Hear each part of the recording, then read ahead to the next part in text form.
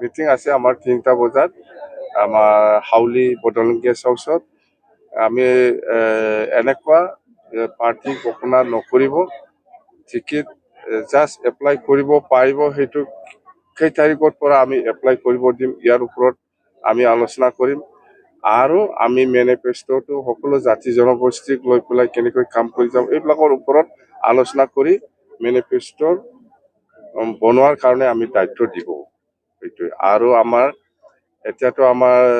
district wise আমাৰ party district wise যিটো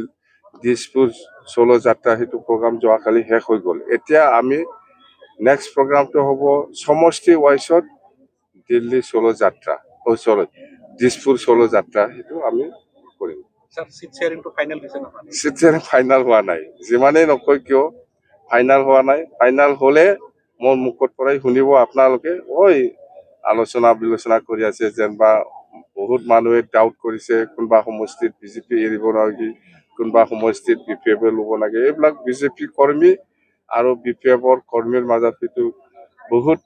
সন্দেহ কৰি পেলাই আলোচনা কৰি আছে কিন্তু এনেকুৱা একজাক্ট পিকচাৰ এতিয়াও অহা নাই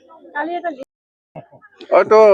হয় থাকে মানুহবিলাক সন্দেহ কৰি পেলাই এনেকুৱা লিষ্ট এইবিলাক নহয় আমাৰ পৰা হোৱা নাই